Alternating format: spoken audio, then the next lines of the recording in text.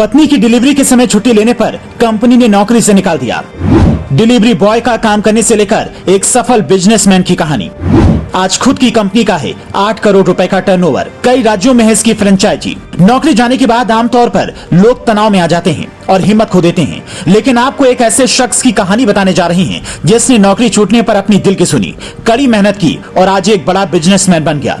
यह शख्स है सुनील वशिष्ठ, जिनका सालाना का कारोबार है 8 करोड़ रुपए का। आर्थिक तंगी होने की वजह से सुनील 10वीं तक ही पढ़ पाए थे और फिर पिज्जा डिलीवरी बॉय का काम करने लगे थे, लेकिन एक दिन अचानक उसकी नौकरी चली गई। इसके बाद सुनील ने दिमाग लगाया, मेहनत कर अपने अनुभव के आधार पर फ्लाइंग केक नाम से अपनी कंपनी शुरू की, जिसको कई राज्यों के लोग फ्लाइंग केक आउटलेट पर बने केक का लुत्फ उठा रहे हैं। सुनील बताते हैं कि 10वीं तक की पढ़ाई करने पर पिता ने कहा कि अब अपने दम पर जीवन जियो और सफलता दिखाओ। तब से वो कभी कुरियर डिलीवरी बॉय तो कभी पिज्जा डिलीवरी बॉय का काम करने लगा। सुनील बताते हैं 1991 में उन्होंने दिल्ली में डीएमएस के बूथ पर दूध के पैकेट बांटने का भी पार्ट टाइम जॉब किया और तब उन्हें 200 रुपए महीने मिलते थे। कुछ दिन काम करने के बाद सुनील ने अपनी पढ़ाई पूरा करने का फैसला किया और कॉलेज में प्रवेश लिया, लेकिन पढ़ाई के साथ उन्हें नौकरी भी करनी थी, जिसके लिए सुनील ब्लू डॉट कंपनी में कुरियर डिस्ट्रीब्यूशन का काम करने लगा। जब इससे कुछ पैसे कमाना उन्होंने शुरू किया तो पढ़ाई से उनका मन हटने लगा और सेकेंड ईयर में आते आते इन्होंने पढ़ाई छोड़ दी।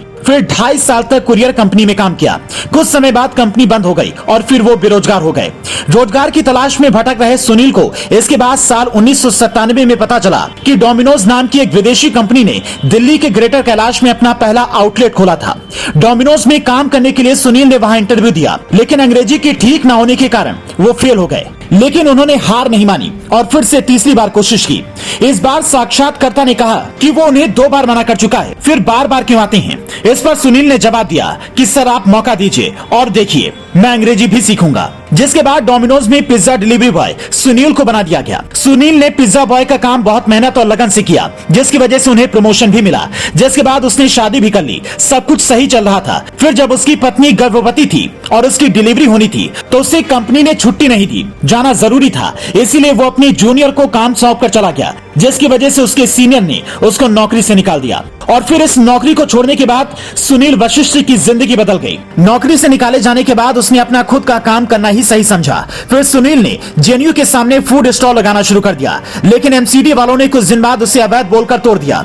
जगह की दिक्कत होने पर सुनील ने केक, पिज्जा आदि का ऑर्डर करने का काम करने लगा। कुछ समय बाद एक दोस्त से पैसे उधार लेकर सुनील ने साल 2007 में नोएडा के शॉपिंग मॉल में दुकान खोल दी। दुकान का नाम रखा फ्लाइंग केक। खुद के हाथों से बनाए गए ताजे केक लोगों को बहुत पसंद आने लगे और जल्द ही उसके केक की मांग बढ़ने लगी। जिसके बाद निजी कंपनियों से सुनील को केक ऑर्डर मिलने लगे और काम चलते चलते बहुत आगे बढ़ गया। आज वो इस मुकाम पर है कि फ्लाइंग केक की कई फ्रेंचाइजी और आउटलेट खुल गए हैं। आज उनकी कंपनी फ्लाइंग केक का सालाना टर्नओवर 8 करोड़ से ज्यादा है।